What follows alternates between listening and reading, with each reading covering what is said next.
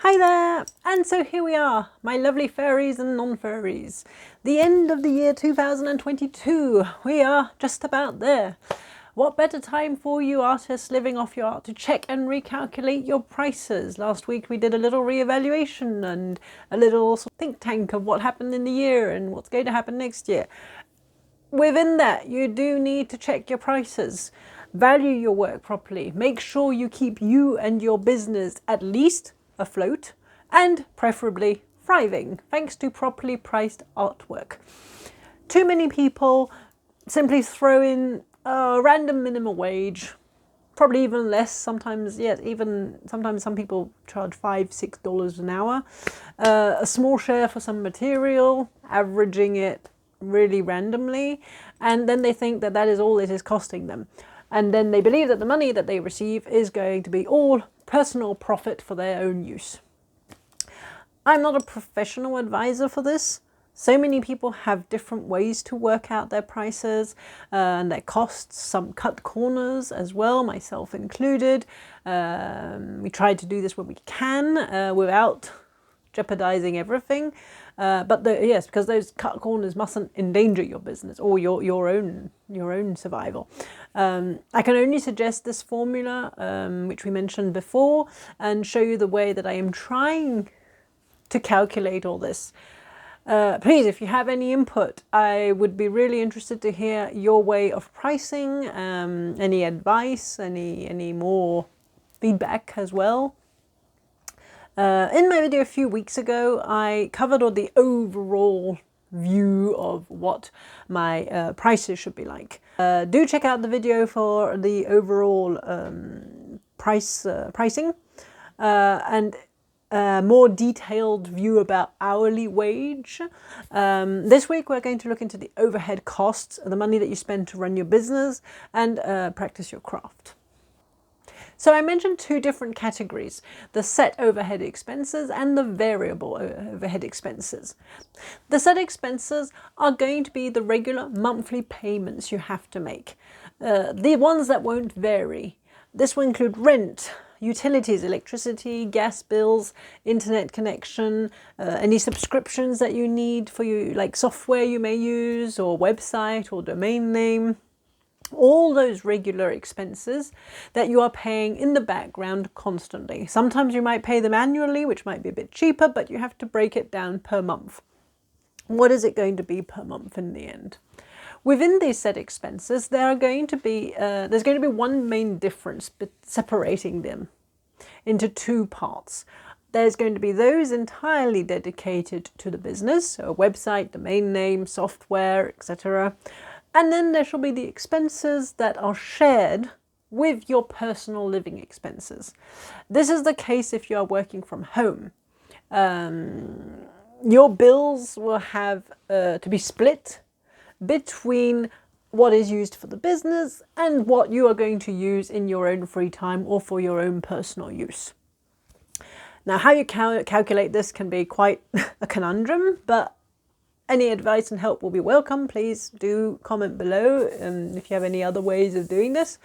I personally count how many people are living in the flat or house or wherever you live, and that can be a base way of splitting it up, counting the business as a separate person.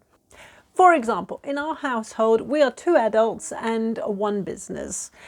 Actually, might I also add, there's also 1 cat and 3 rats. Maybe I should get them to pay in croquettes for their share. Poor things. So that would be dividing the total by 3. 2 adults, 1 business, 3 entities, 3 people. For the rent and mortgage, I personally add a slightly larger share to the personal use parts to reduce the business share a little. And I mean, we've got all the time we're sleeping in the house, all the sort of living time in the house. So I mean, for me, it's not shocking to pay a bit more personally than the business would. Like I said, cutting some corners. For the flat expenses such as utility bills, internet, phone, TV, that will also depend on what you have it included. We only have internet and phone, so I divide by 3, shift a little bit extra for personal use again, since I do not use the phone for the business. However, if you do use the phone, obviously you'll have to include that. For the mobile bill, as it is my own personal phone, I split it in 2 between business and myself, since I do use the phone a lot for the internet connection, for all the filming and the exchange with possible clients and online social medias and everything. So I do spend a lot of time on the phone using the internet. All my research, I do a lot of that on the phone as well. However, if your payment includes internet, phone, TV, or any special channels, obviously you should only count what is useful to your business. Maybe internet, maybe the phone, but obviously all the TV and stuff, that will be your personal use. So it's up to you to work out what seems fair. And obviously the people, who's using it. I mean, who are using these things? Utilities like heating and electricity, I definitely divide by 3. Same thing, 3 entities, 2 adults, 1 business. So I follow through with that thinking for most things. Unfortunately, for those who have a separate workshop, it's going to be a lot more expensive, because the rent itself is going to be it's only paid by the business. So I mean, you might personally be able to take on a bit of that cost in your personal cost, but I mean, you're going to have your own home to pay for. So I do not know how you guys work that out. Obviously, the utilities as well are going to be all for that location, so you'll have a whole location to take care of as well. I will not venture on that path, since I do not know what the costs are. I do not know. For me, I'm a work-at-home business.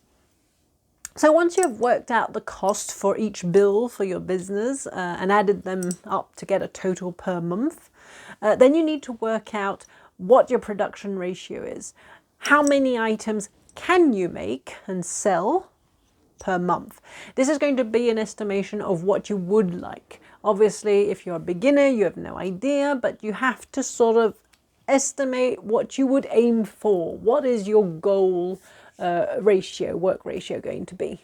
If you think about what you want it to be like in 3 years, 4 years, 5 years, what is that goal going to be?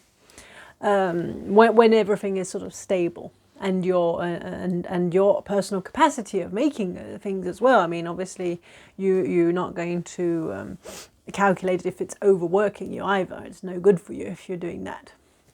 And then once you sort of, you'll divide your total by the number of items you can make per month if all your items are of similar value. For items of different cost, you will need to calculate a pro rata equivalency for the time taken to make those items. So for example, I have I don't have the exact numbers here, but I have a figure per month of what I'm paying as overhead costs.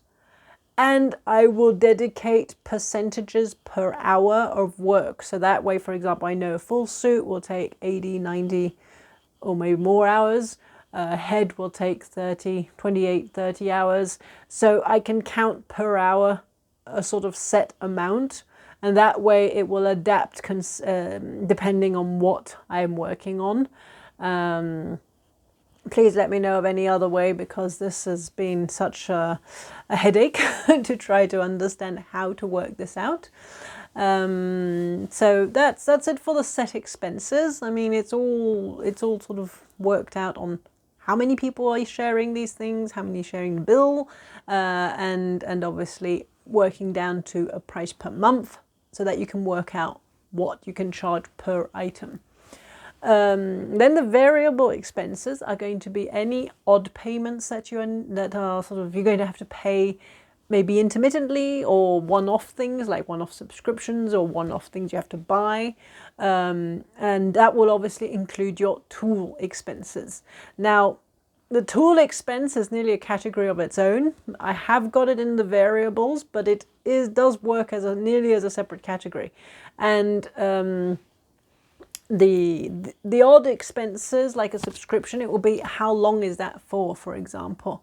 How long is that subscription for? If it's considered for life, obviously it's going to be a bit hard to calculate. Maybe just put a tiny little amount to represent it. If it's for a certain period of time, albeit a long time, same thing, divide it like the set expenses, divide it so that you get a monthly cost for that and add it to your set expense total. Now, if it's like the tools is going to be a lot more complicated, because you're going to have things that are going to have a certain life expectancy and things that are going to be completely different. You're going to have tools like your sewing machine that is much bigger. You may pay more. If you get a cheap one, maybe it won't last as long as if you get a slightly better quality one. If you get a better quality one, it will last you longer. So you might but it will cost more, but you'll be able to use it longer before having to change it maybe. So to me, I try to calculate something linked to how long I want to take to repay that item so that I could pay for a new one, or how long I expect it to last, for example. So a lot of the in-between tools like the bread cutter, the masks and the glue guns and everything, I mean, obviously they might last a long time, but to sort of cut it short, I'm trying to limit it to 2 years, because in 2 years, hopefully they should last a lot longer than that, but at least I'll be able to pay them off in 2 years. And obviously in these first years, I don't have all those orders that I've calculated. I've estimated this number of sales and costumes made. At the moment, I'm nowhere near that figure. So obviously it's not really going to be paid off in 2 years unless I get a huge rush of orders. But the goal would be to hopefully within 2 years to have paid off those things. And then afterwards, any of that cost that I will still keep within the suit will become profit for the business. It's probably best to keep it short-ish for things, as I said, glue gun, soldering iron, all those sort of smaller tools will be 2 years. Sewing machine at the moment, mine's getting on a bit, and so I'm hoping to estimate 3 years for it. Also, the other thing you need to take into account is things like the actual phone. I talked about the subscription you have for your phone, for example, your mobile phone. But you also need to count the actual phone and the actual computer. I do a lot of work by hand with the fursuits, but I also do a huge amount of research on my phone, on my computer. I watch a lot of making videos, fursuit making videos, furry videos in general. I need to immerse myself in this world with all this information so that I can learn better, and other sewing techniques as well, not just fursuiting.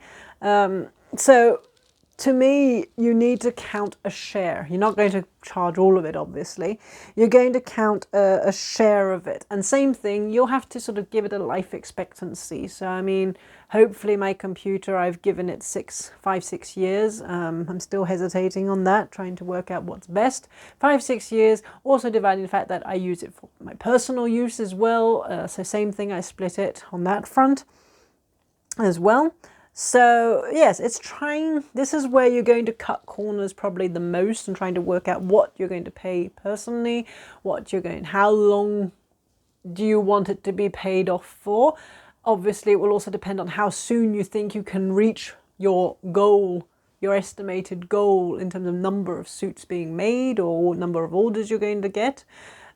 It's all a very approximative estimation, so this is going to be really hard to work out. And obviously, yes, you can cut corners by reducing the business share, but obviously you have to be sure that you can personally pay it as well, so that you can cut corners to protect your prices a little bit. I mean, even these calculations, right now, I'm not actually following them 100%. I've cut maybe too many corners at the moment. See what other well-established makers are charging.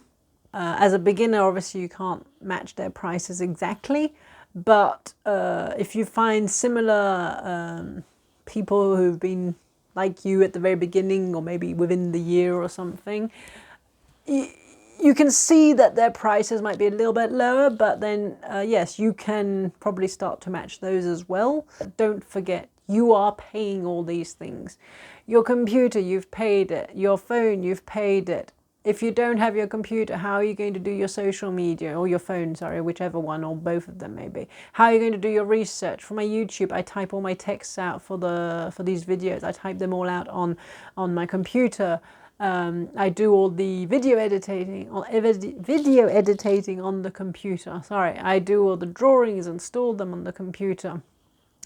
These tools, you might just think, oh, I've got it anyway, so that's fine. It's not an expense for the business, but your business is using it. It's being these tools and your electricity and all that is being used by the business, and that is what you're paying for. So yes, do maybe try to limit a little bit if you think the prices are really too exorbitant.